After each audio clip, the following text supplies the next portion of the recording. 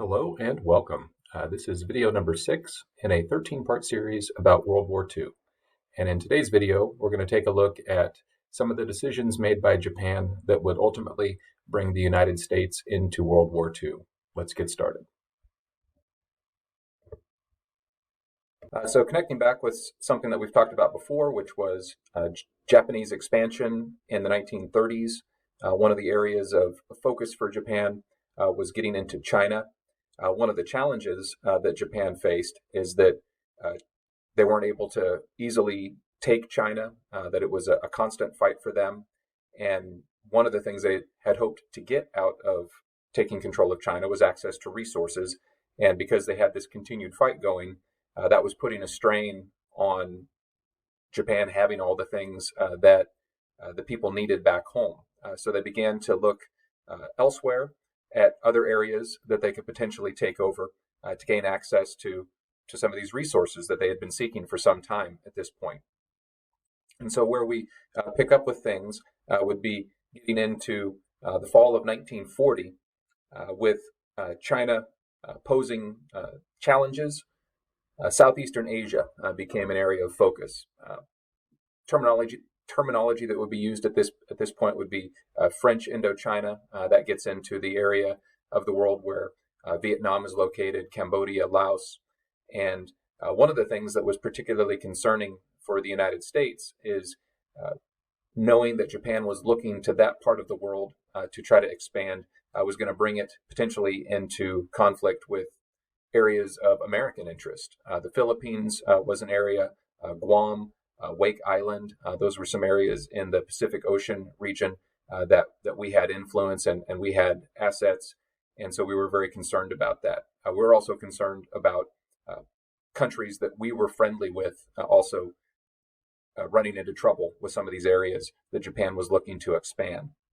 So we began to try to take some steps to try to, I guess, interfere with Japan's ability to keep attempting to expand at will. One of the things we did regarding China is we sent aid to China. Now, something we'll talk about later is that a lot of this aid we sent to China to try to help China resist Japan didn't really end up being used for that purpose. But that was one of the things that we were trying to do to interfere with Japan's ability to expand. We also eventually would make the decision to stop selling oil to Japan. One of the hopes was that if they were cut off from a vital resource, or at least got in a position where that would be harder to get, that might cause them to think twice about their expansion.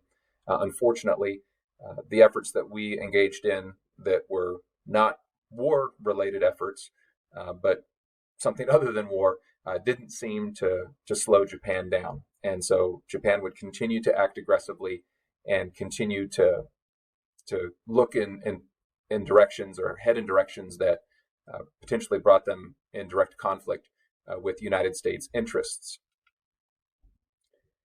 Now, one of the things that Japan was concerned about was the United States Pacific Fleet. That would be our naval fleet for the Pacific part of the world. And that was based and that was housed in Pearl Harbor, Hawaii. So that was, first of all, do note at this point in time, Hawaii was not a state the way it is today. That doesn't mean it wasn't important to the United States, but it wasn't yet a state. But it was certainly very important for our armed forces, especially our Navy. And one of the things Japan was hoping to do was to get at that Pacific Fleet in a way that was unexpected for us. Now, if there was a positive for the United States at this point in time, we had started to, I guess, crack some of the codes for Japanese information that was circulating around. And so we did have a decent sense of some of what Japan was interested in doing. Well, we didn't know all the details about all the things they were up to. And certainly when December 7th, 1941 hit and the U.S. Pacific Fleet at Pearl Harbor, Hawaii was attacked, that did catch us off guard in so much as we didn't realize that they were going to hit that location at that time. Now, it wasn't surprising that they went after something, but we were a little surprised that the attack happened where it did, when it did. Now, if there was a positive to the way events played out with the attack on Pearl Harbor is that since we did expect that something was going to be happening somewhere, we had a decent amount of our fleet out at sea in preparation to respond to something wherever it might happen. In particular, our aircraft carriers at the time were out at sea. About half of the planes that were a part of the Pacific Fleet were out at sea at that point. So as bad as the attack was, it could have certainly been worse. With what was there, though, 19 ships ended up being destroyed, 188 planes were destroyed, 2,300 people lost their lives, about 1,100 people ended up being hurt. So it was one of those things where it was a bad attack, and it was certainly a big deal and something to be upset about. But it was one that we at least had the chance to recover from. It wasn't a devastating attack, one that would take years to recover from. Now, nobody could know at the time how long it would take to recover. And in fact, we would actually recover very quickly. That'll be addressed in a later video. But one of the things this definitely did that was a big deal is it brought the United States into war. Franklin Roosevelt would go to Japan, or not go to Japan, he would go to Congress and seek a declaration of war from Congress, which Congress overwhelmingly went along with.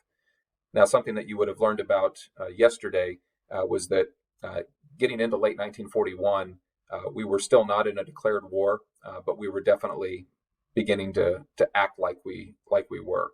But getting into December of 1941, it became official. The United States was going to be a part of World War II.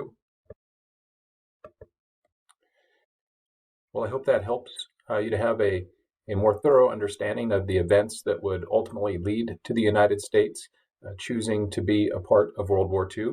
And I hope you'll join me for the next video where we take a look at the United States' decision to get involved with World War II. Thanks for watching.